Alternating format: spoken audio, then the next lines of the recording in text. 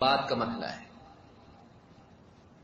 اللہ کی طرف رجوع کرنا نہ صرف یہ کہ گناہوں سے بلکہ نیکیوں میں بھی اللہ کی قربت کے حصول کے لیے اللہ کی طرف متوجہ ہونا، یہ انسان کی سعادت کی کنجی ہے، چابی ہے، اور اس کا اہتمام انسان کو زندگی بھر کرنا چاہیے۔ اسی لیے انبیاء کے اوصاف میں سے بھی اللہ تعالیٰ نے اس وصف کو بیان کیا کہ اللہ کے جتنے نبی ہیں وہ اللہ کی طرف رجوع کرنے والے تھے، اللہ کی طرف منیب تھے۔ لیکن شیطان یہ چاہتا ہے کہ ایک انسان اللہ سے دور ہو جائے۔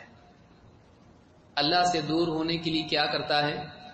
ایسے کام کراتا ہے جس سے اللہ تعالیٰ اس سے ناراض ہوتا ہے اور بندے اور اللہ کے درمیان دوریاں پیدا ہو جاتی ہیں۔ لہذا محمد رسول اللہ صلی اللہ علیہ وسلم جس دین کو لے کر آئے، اس دین میں شیطان سے بچنے کے لیے وہ ساری چیزیں ہم کو بتلا دی گئی ہیں جو ایک انسان کے لیے اس کے عقیدے کی، اس کے اقوال کی، اس کے افعال کی اصلاح ہو اور وہ شیطان سے بچ سکے۔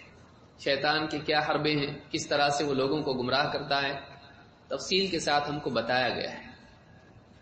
لیکن افسوس یہ ہے کہ انسان کا جہل اس کی گمراہی اور اس کی تباہی کا سبب بنتا ہے، اور جہالت سب سے بڑی وجہ ہے انسان کے برباد ہونے کی۔ جہالت ظلم کو جنم دیتی ہے۔ انسان کی تباہی کے دو بنیادی اصول ہیں۔ سارا فساد جو زمین میں ہے وہ دو وجوہات سے ہیں۔ اللہ تعالیٰ نے فرمایا انہ کان ظلوما جہولا، انسان بڑا ظالم ہے، بڑا جاہل ہے۔ اور اگر آپ زمین میں سارے بگاڑ کو دیکھیں تو دراصل یہی دو سبب ہیں جن سے عقیدے کا، عبادات کا، جان و مال کا فساد آپ کو دکھائی دے گا۔ جہل کے نتیجے میں عقیدے اور عمل کا بگاڑ پیدا ہوتا ہے، ظلم کے نتیجے میں انسان کی جان و مال کا بگاڑ پیدا ہوتا ہے۔ تو فکری اور مادی اور عملی بگاڑ دراصل جہل اور ظلم کا نتیجہ ہے، اور جاہلیت اسی سے جنم لیتی ہے۔ جاہلیت دراصل جہالت ہی کا نتیجہ ہے، لیکن اس میں علم کے ساتھ ساتھ عمل کی بھی جہالت موجود ہے۔ وہ اعمال جو علم کے خلاف ہوں وہ بھی جاہلیت میں سے آتے ہیں، اور وہ اعمال جو علم کے بغیر جہالت کی بنیاد پر مبنی ہوں تو ایسے اعمال اور ایسی ساری زندگی، ایسا طرز حیات بھی جاہلیت میں آتا ہے۔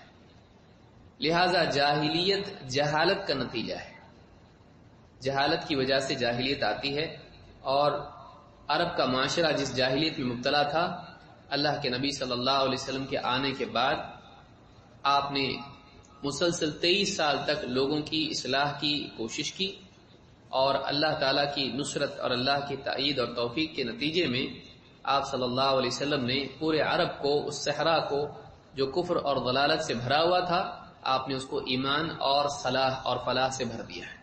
اور صحابہ جیسے افراد آپ کی کوششوں اور قربانیوں کے نتیجے میں پیدا ہوئے، جو ساری انسانیت کے لیے رہنما اور قائد بن کر دنیا میں پھیل گئے۔ تو جاہلیت کے تعلق سے کل کچھ باتیں ہم نے دیکھی، اور یہ باتیں اسی لیے ذکر کی جاتی ہیں، اور شیخ محترم شیخ الاسلام محمد بن عبد الوہاب نے اس کتاب کو اسی لیے تالیف دیا ہے، یہ کتاب اسی لیے لکھی ہے کہ لوگ جانیں کہ برائی کیا ہے، کس سے ان کو بچنا ہے۔ اس لیے کہ انبیاء جتنے آتے ہیں جہاں لوگوں کو خیر کی باتیں بتلاتے ہیں، وہیں شر کے بارے میں بھی بتلاتے ہیں۔ لہٰذا ایک انسان جو شر کو جانتا ہے وہ شر سے بچنے کے لیے کوشش کرتا ہے۔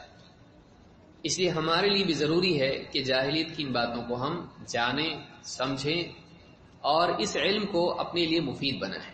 صرف جاننا کافی نہیں ہے۔ کل بھی ہم نے دیکھا اللہ کے نبی صلی اللہ علیہ وسلم کو پہچان لینا یہود کے لیے مفید نہیں ہوا ہے، ماننا بھی ضروری ہے اور اتباع بھی ضروری ہے، جیسے کہ آگے بھی کچھ نکات آئیں گے۔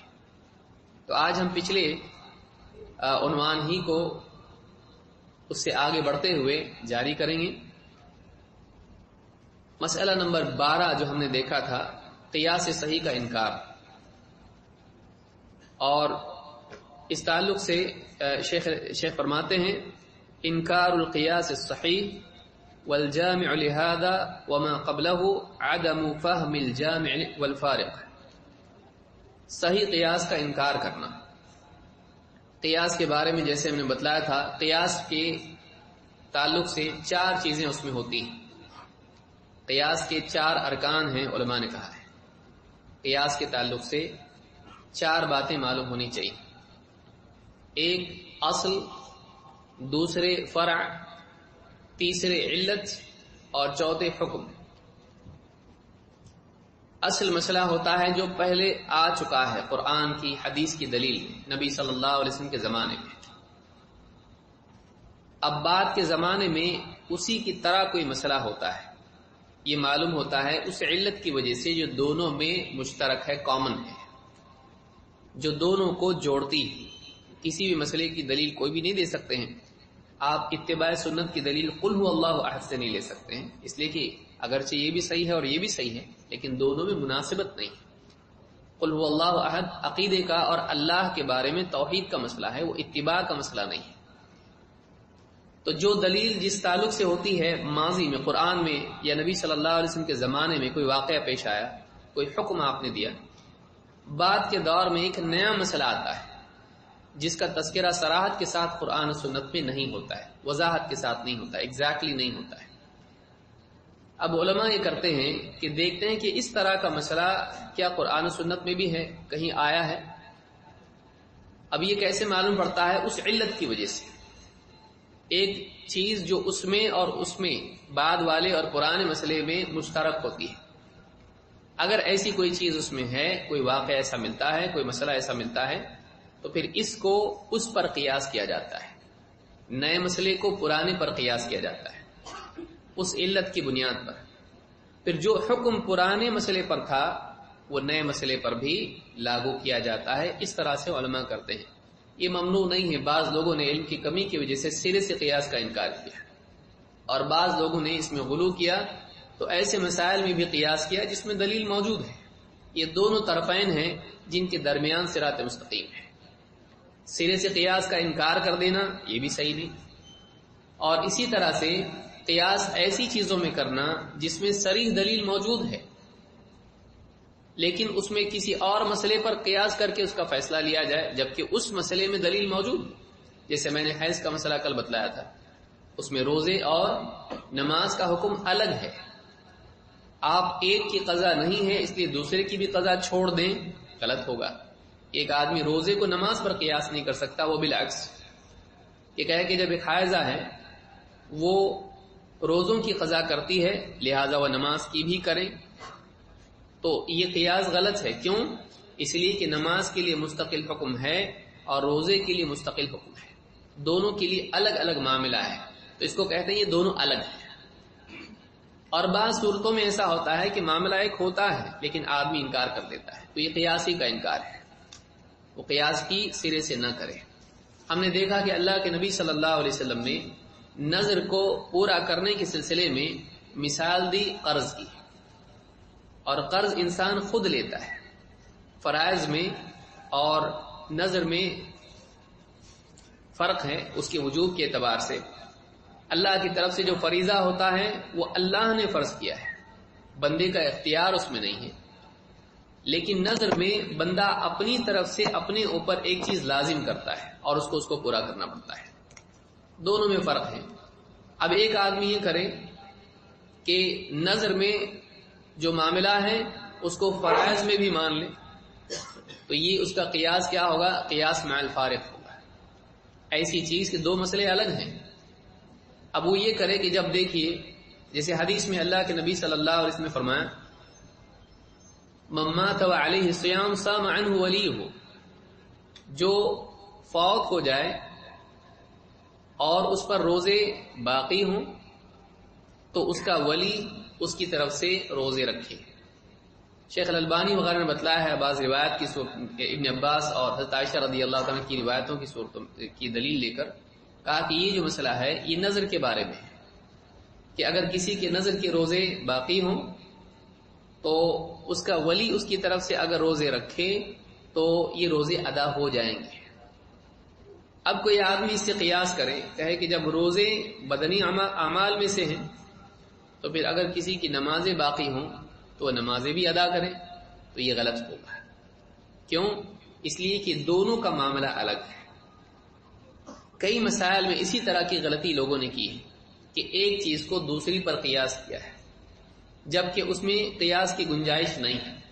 تو یہ دونوں طریقے غلط ہیں. ایک یہ کہ سرے سے آدمی قیاس کا انکار کرے.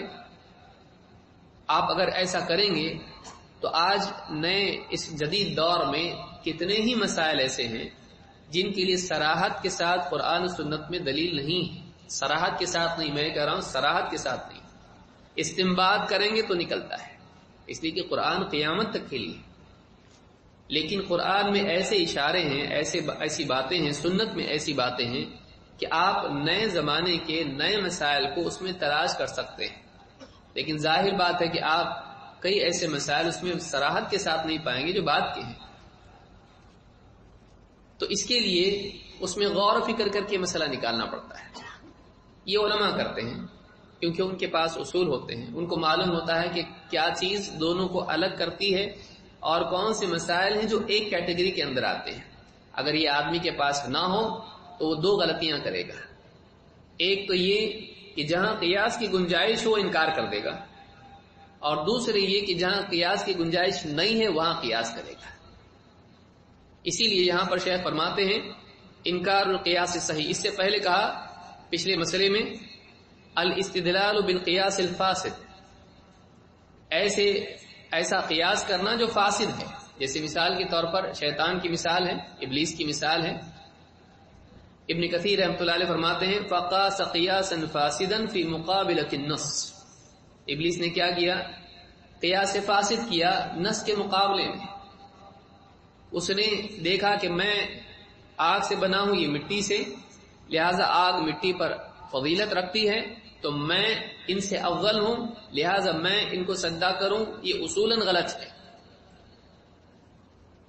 حالانکہ اس کو چاہیے تھا کہ جب اللہ نے حکم دیا ہے تو اللہ کے حکم کو مان لے، کیونکہ سارے اصول اللہ کے حکم کے آگے ختم ہو جاتے ہیں.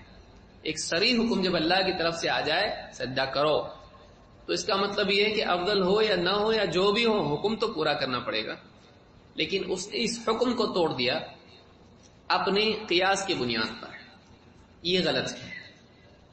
اور دوسری صورت یہ ہے کہ سرے سے انسان قیاس کو نہ مانے. اسی لیے شیخ نے کہا کہ انکار القیاس الصحیح، اور کہتے ہیں کہ والجامع لہذا وما قبلہ عدم فہم الجامع والفارق. دو چیزوں کو جمع کرنے والی چیز کیا ہے اور دو چیزوں میں فارق کیا ہے، اس کو نہیں سمجھ پانا یہ مصیبت کھڑا کرتا ہے. اگر جامع انسان کو معلوم نہ ہو تو سرے سے قیاس کا انکار کرے گا، جبکہ گنجائش ہے اس پہ سے قیاس کر کے مسئلہ نکالا جا سکتا ہے، لیکن وہ نہیں مانے گا.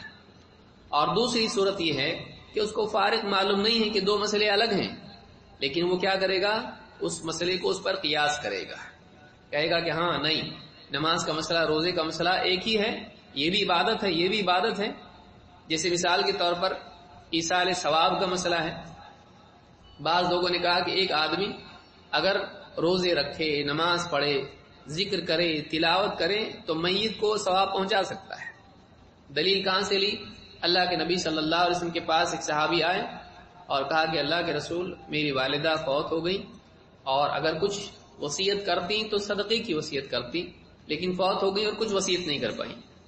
اگر میں ان کی طرف سے صدقہ کروں تو کیا ان کو ثواب ملے گا؟ کیا ان کو فائدہ ہوگا؟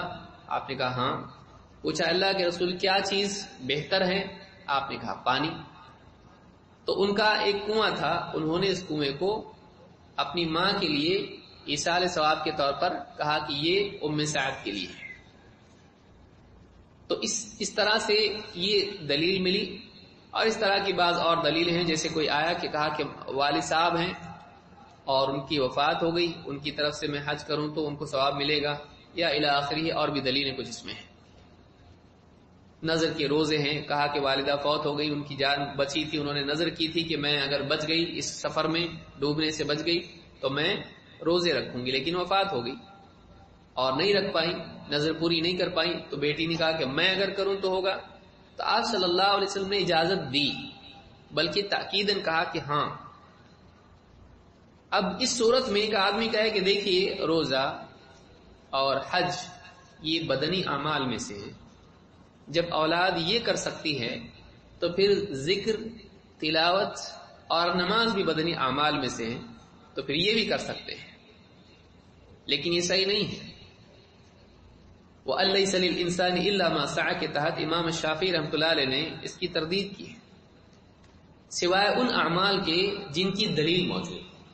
اصل قاعدہ یہ ہے کہ انسان کا عمل اس کا اپنا ہے، لہا ما کسبت وعلیہا ما اکتسبت، اب وہ اسی چیز کا ثواب پہنچا سکتا ہے جس کی دلیل موجود ہے۔ اسی لیے ابن کثیر رحمۃ اللہ علیہ نے اس آیت کے تحت امام شافعی کا قول ذکر کیا ہے اور کہا ہے کہ سوائے ان اعمال کے جن کا ثبوت موجود ہے ہم کسی عمل کا ثواب نہیں پہنچا سکتے۔ کہ ایک آدمی کرنے لگے اللہ وہ بغیر توبہ کے مر گیا، اس کی طرف سے میں توبہ کرتا ہوں، کیسے چلے گا؟ یا کہے کہ وہ تو کلمہ ہی نہیں پڑھا، میں پڑھ لیتا ہوں، والد صاحب فلاں یا دوست، جو عمل جس کا ہے اسی کا ہے۔ وَأَن لَّيْسَ لِلْإِنسَانِ إِلَّا مَا سَعَى، امام ابن تیمیہ رحمۃ اللہ علیہ کی بھی اس پر کتاب ہے مستقل۔ تو اس مسئلے میں یہ یاد رکھنا ضروری کہ اب ہم قیاس نہیں کر سکتے سارا حج پر اور اس نظر کے روزے پر ہم قیاس کر کے کہنے لگیں کہ دیکھو بھائی یہ بدنی اعمال ہیں اور صدقے کا تو آلریڈی ہے، تو صدقہ ہو، مالی عمل ہو یا اسی طرح سے جسمانی عمل ہو، سارے اعمال کا ثواب پہنچایا جا سکتا ہے، جو کہ بعض علماء کا قول ہے۔ لیکن صحیح بات اس میں یہی ہے کہ صدقہ اصل اس میں صدقہ ہے، صدقے کا ثواب ہو سکتا ہے، جس میں کچھ مال آپ صدقہ کریں، اس کا ثواب پہنچایا جا سکتا ہے، وہ بھی اس کے اولیاء کریں، یہی روایت میں آتا ہے۔ لیکن بدنی اعمال، جن بدنی اعمال کا ذکر موجود ہے وہ نیابت میں کیے جا سکتے ہیں۔ جن بدنی اعمال کا ذکر موجود جیسے حج ہے، عمرہ ہے، یا اسی طرح سے نظر کے روزے ہیں، یہ کیے جا سکتے ہیں، نماز نہیں، کیونکہ نماز کا ذکر نہیں ہے، تو یہ فارغ ہوا ہے۔ جس عمل کا ذکر ملتا ہے اس کے اندر ہم مان سکتے ہیں، جن کا ذکر نہیں ملتا ہے نہیں مان سکتے ہیں۔ ذکر بھی آپ کریں، اس لیے آپ دیکھیے بہت سارے لوگ، کسی کی وفات ہو گئی، ابھی دفن سے فارغ نہیں ہوئے، قبرستان میں اعلان ہو جاتا ہے بھائی کل فلاں کے نام کی قرآن خوانی ہوگی۔ سب کیا کرتے ہیں، بیٹھ کے آپس میں قرآن کے ٹکڑے، ایک ایک جز ہوتا ہے، سب تقسیم کر لیتے ہیں اور اپنی اپنی تجوید سے، جس کی جیسی تجوید ہو اور بغیر تجوید کے بھی ہو، وہ قرآن پڑھتے ہیں اور بخش دیتے ہیں۔ بعض اوقات تو جلدی کرنے کی ہوتی ہے کہ بھئی جلدی جانا ہے، جلدی سے ٹاسک کمپلیٹ ہو جائے، ہمارا گول پھر ہمارا اکمپلش ہو، اس کے لیے کیا کرتے ہیں، ایک آدمی ایک ہی پارا بچا رہتا، کوئی سلو بھی تو ہوتا ہے بیچارہ، وہ کبھی پڑھتا نہیں تھا، آج آ گیا جنازے میں تو شریک ہو گیا وہ قرآن خوانی میں۔ اب وہ کیا کرتا ہے، کوئی اس کا مددگار ہوتا ہے جو سپیڈ والا ہوتا ہے، وہ کہتا ہے ٹھیک ہے تم ادھر سے پڑھو، میں آدھے سے آگے پڑھتا ہوں۔ ہم نے خود اپنی آنکھوں سے دیکھا، ایک پارا لے کے بیٹھے اور یہاں سے وہ پڑھ رہا ہے، سلو آ رہا ہے، آرام سے چلتے رہو تم، اور یہ یہاں سے آدھے سے آگے کا پڑھ رہا ہے، اس طرح سے ختم کرتے ہیں اور سب مل کے جو ہے اس کا ثواب پہنچاتے ہیں۔ کیا نبی کریم صلی اللہ علیہ وسلم اور آپ کے صحابہ، ان کے پاس قرآن نہیں تھا؟ اس دور میں حال یہ تھا کہ ایک آدمی کے پاس لوہے کی انگوٹھی کے سوا گھر میں کچھ نہیں، تہبند کے سوا کچھ نہیں، اور اس کا نکاح کیا جا رہا ہے قرآن پر۔ ان کے پاس قرآن تھا، مال نہیں تھا، لیکن آپ صلی اللہ علیہ وسلم نے ان کو مال صدقہ کرنے کے لیے کہا، لیکن ایک بھی آدمی ایسا آپ دکھائیں جن کو کہا ہو کہ تم ایک کام کرو، تمہارے والدین کو، بھائی کو، بیوی کو آپ نے خود کیا ہو، حضرت خدیجہ رضی اللہ تعالیٰ عنہ کو، حضرت حمزہ رضی اللہ تعالیٰ عنہ کو قرآن کی ایک سورت پڑھ کے بخشی؟ نہیں، دلیل اگر ہوتی تو آپ کرتے، اس کو واقعی حق ہوتا تو آپ اس کو کرتے۔ تو یہ فارغ ہے، ہم قرآن پڑھ کے ثواب پہنچائیں، سلف سے اس کی کوئی دلیل نہیں، نبی صلی اللہ علیہ وسلم اور صحابہ سے اس کی کوئی دلیل نہیں۔ ذکر کر کے پہنچائیں، ایک سبحان اللہ آپ نے کبھی نہیں پہنچایا، لیکن اب کیا کیا، حج پر اور صوم نظر پر اس کو قیاس کیا اور ساری عبادات کو اس میں ڈال دیا۔ یہ غلط ہے، کیونکہ اس میں فارق موجود ہے، فارق دونوں میں فرق موجود ہے۔ مزید یہ کہ ایک آدمی کہے کہ دیکھیے ایک آدمی حج اگر کر سکتا ہے تو حج میں طواف بھی آتا ہے، لہٰذا ایک کام کرو کہ تم جب حج کے لیے جاؤ تو میری طرف سے کچھ طواف بھی کر لو، اور لوگ کرتے ہیں۔ آپ کل سے جز کا حکم نہیں لے سکتے. ایک آدمی مثلا پورا حج ہے، وہ پورا ہے، آپ کو پورا کرنا پڑے گا. اب ایک آدمی کہے جا کے ایک کام کرو، مینا میں جا کے ٹھہر لو میری وجہ سے، تو یہ نہیں کر سکتے. آپ کل کو دلیل بنانے کے بعد اس میں سے ایک ٹکڑا لے کر آپ اس کو نہیں کر سکتے، آپ کو پورا لینا پڑے گا. تو کچھ لوگ یہ کرتے ہیں کہ طواف دوسروں کی طرف سے کرتے ہیں، اس کی کوئی دلیل نہیں. وَلَوْ كَانَ خَيْرًا لَسَبَقُونَا إِلَيْهِ، علماء نے کہا کہ اگر یہ خیر ہوتا تو سلف ہم سے پہلے اس کو کرتے ہیں. لہذا یہ دونوں صورتیں غلط ہیں. ایک طرف تو یہ کہ سرے سے قیاس کا انکار کرنا، یہ بھی غلط ہے. علماء مستقلاً اس کو اصول کی کتابوں میں، اصول الفقہ کی کتابوں میں لکھتے آئے ہیں، اور یہ ضروری ہے کیونکہ قیامت تک کے آنے والے مسائل کو آپ کیسے استنباط کریں گے. لیکن دوسری طرف یہ ہے کہ ایک آدمی قیاس کو بے لگام چھوڑ دے اور جہاں اس کی عقل چلے قیاس کرنا شروع کر دے. جیسے قیاس کرنا شروع کر دے دین کے معاملات میں دنیا کی دلیلوں سے. اور آپ جانتے ہیں مسئلہ توسل کا مسئلہ، بہت سارے لوگ بزرگان دین کی قبروں کا وسیلہ لینے کے لیے دلیل کہاں سے لاتے ہیں؟ کہ دیکھیے آپ کو اوپر جانا ہے، اوپر یعنی آسمان میں نہیں، ایک عمارت میں جانا ہے آپ کو، تو آپ کیا کرتے ہیں؟ سیڑھی سے اوپر جاتے ہیں. سیڑھی کے بغیر جا سکتے نہیں. نیچے جانا ہے یعنی نیچے سے کنویں سے پانی لانا ہے آپ کو، تو آپ کیا کرتے ہیں؟ رسی اور ڈول کے ذریعے سے پانی لیتے ہیں. وسیلہ ہے. تو پانی کے لیے بھی آپ کو کیا چاہیے؟ رسی چاہیے، ذریعہ، وسیلہ. اور آپ کو اوپر جانا ہے تو بھی کیا ہے؟ وسیلہ، سیڑھی. تیسرا، بادشاہ تک آپ کو پہنچنا ہے یا کسی بڑے آدمی تک پہنچنا ہے، ڈائریکٹلی نہیں جا سکتے ہیں، اس کا کوئی قریبی ہوتا ہے، اس کے ذریعے سے جاتے ہیں. آپ کو کورٹ میں اپنا کیس لڑنا ہے، ڈائریکٹ آپ کھڑے ہو جاتے ہیں، جج صاحب ایسا ہے نہیں، آپ کیا کرتے ہیں؟ کوئی وکیل لیتے ہیں، وکیل کے ذریعے اپنا کیس لڑتے ہیں. دنیا کے سارے کام، بلکہ اللہ تعالیٰ بھی دیکھیے جبریل کے ذریعے سے بھیج رہا ہے، اللہ کو بھی وسیلہ لگتا ہے. نعوذ باللہ. اللہ محتاج نہیں ہے، اللہ کو ضرورت نہیں ہے کہ وسیلہ اختیار کرے. جبریل کے ذریعے سے بھیجے، اللہ براہ راست بھی اللہ نے وہی بھیجی ہے. تو اب ایک آدمی اس کو دلیل بنائے، دنیا کی ان مثالوں کو دلیل بنا کے کرے، تو مطلب بولنا کیا چاہ رہے آپ؟ تو کہے کہ دیکھو اسی طرح سے اللہ تک پہنچنے کے لیے بزرگان دین کا وسیلہ چاہیے. تو اب وہ کیا کرے؟ دنیا کی چیزوں پر دین کی چیزوں کو قیاس کرے، اور ایسی کئی مثالیں دی جا سکتی ہیں. یہ غلط ہے. کیوں؟ اس کہ اللہ تعالیٰ نے خود فرمایا وَإِذَا سَأَلَكَ عِبَادِي عَنِّي فَإِنِّي قَرِيبٌ أُجِيبُ دَعْوَةَ الدَّاعِ إِذَا دَعَانِ. جب میرے بندے اے نبی آپ سے میرے بارے میں پوچھیں تو آپ کہیے میں قریب ہوں، پکارنے والے کی پکار کو سنتا ہوں جب بھی وہ پکارے. اللہ نے یہ نہیں کہا کہ بغیر وسیلے کے قبول نہیں کرتا ہوں، پکارنے والے کی دعا کو، پکار کو سنتا ہوں جب بھی وہ پکارے. اس میں کتنی تعمیم ہے، آپ غور کریں. اور اس میں رغبت ہے پکارنے والے کے لیے کہ میں تو قریب ہوں. یہ نہیں کہ آدمی سے جو بہت دور ہے تو اس کو پکارنے کے لیے آواز میری پہنچے گی کہ نہیں پہنچے گی، یا کسی کے ذریعے سے آواز بھجوانی پڑے گی، نہیں، بلکہ کہا کہ میں تو قریب ہوں. اور پکارنے والے کی اس میں تعمیم ہے. کون پکارنے والا ہے اس میں کوئی قید ہے. نیک آدمی پکارنے والا، بہت نبی صرف پکارنے والا، بلکہ اللہ نے کہا پکارنے والے کی. اجیب دعوت الداعی عام ہے، کوئی بھی ہو، حتیٰ کہ کافر بھی اللہ کو پکارتا ہے. وَإِذَا رَكِبُوا فِي الْفُلْكِ دَعَوُا اللَّهَ مُخْلِصِينَ لَهُ الدِّينَ وَلَمَّا نَجَّاهُمْ إِلَى الْبَرِّ. تو اللہ تعالیٰ نجات دیتا ہے ان کو.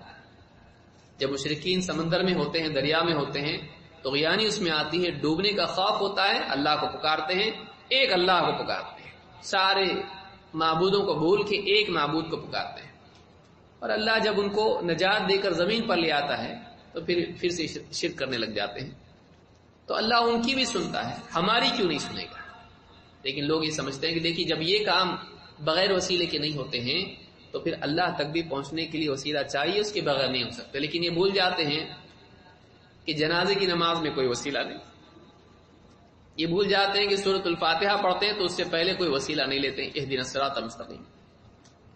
اور کئی مقامات ایسے ہیں جہاں کوئی وسیلہ نہیں ہے. اسلام میں اس کی تلقین نہیں ہے کہ بغیر کسی کے دعا قبول نہیں ہوگی. ایک آدمی اللہ کو پکارے اللہ اس کی دعا کو قبول کرتا ہے۔ وسیلہ دعا میں اختیار کرنا استحباب کے مرتبے میں، وجوب میں نہیں ہے۔ اللہ کے اسماء ہیں، اس کی صفات ہیں، ان کا وسیلہ، اپنے افعال، اپنے نیک اعمال کا وسیلہ، یا اسی طرح سے کسی صالح سے دعا کروانا جس کی موت نہیں ہوئی، اسلام میں مشروع ہے، مستحب ہے، کر سکتے ہیں۔ لیکن اب دلیل بنا کر قبروں سے وسیلہ لینا، جب کہے کہ دیکھیے نبی صلی اللہ علیہ وسلم کے پاس لوگ آتے تھے اور آپ سے کہا کہ ہمارے لیے دعا کریں، کئی مثالیں ہیں، لہذا ہم قبروں پہ بزرگوں کے پاس جا سکتے ہیں کیونکہ نیک لوگوں کی دعا قبول ہوتی ہے۔ ابھی کیا ہوا؟ فارق ہے، وفات سے پہلے، وفات کے بعد، دونوں میں فرق ہے۔ صحابہ وفات کے بعد قبر پر جا کے نہیں مانتے۔ حضرت خدیجہ کی قبر پر لوگ عورتیں جا رہی ہوں اور کہیں ہماری دعا ہے، آپ اللہ سے دعا کریں ہمارے لیے، کبھی کیا کسی صحابیہ نے؟ تابعین نے کبھی کیا؟ عورتوں نے؟ یا مردوں میں کوئی حمزہ رضی اللہ عنہ کی قبر پر گیا ہو، یا دیگر صحابہ کی قبروں پر، یا ابو بکر صدیق رضی اللہ عنہ گئے ہو نبی صلی اللہ علیہ وسلم کی قبر پر؟ خلافت کے امور ہیں، ذرا مجھ کو بتائیے کیا کیسے کروں؟ تو یہ فارق ہے۔ زندگی میں آپ کے پاس آتے تھے، آپ کی وفات کے بعد نہیں گئے، لیکن لوگ یہ نہیں کر پاتے، اور یہ بہت بڑی بات ہے، اس کو یاد رکھنا ضروری ہے کہ ایک معاملے کو دوسرے معاملے سے زبردستی جوڑنا صحیح نہیں ہے، جبکہ اس میں دیوار ہو، یہ الگ یہ الگ، اس کو فارق کہتے ہیں، فرق کرنے والا۔ اور بعض اوقات ایک ہی کیٹیگری کی چیز ہوتی ہے، لوگ اس کو الگ کر دیتے ہیں، نہیں یہ الگ ہے یہ الگ ہے۔ تو اس طرح سے یہ دو غلطیاں لوگ عموماً کرتے ہیں، اور یہی بات شیخ نے یہاں پر کہی ہے کہ انکار القیاس الصحیح والجامع لهذا وما قبله عدم فهم الجامع والفارق، یہ نہیں سمجھ پانا کہ دو چیزوں کو جمع کرنے والی کیا چیز ہے اور دو چیزوں کو الگ کرنے والی کیا چیز ہے، الگ اور ایک جیسے مسائل میں فرق نہیں کر پانا، اس کی وجہ سے آدمی بہت ساری غلطیاں کرتا ہے۔ لہذا یہ دو باتیں ہم نے سمجھی۔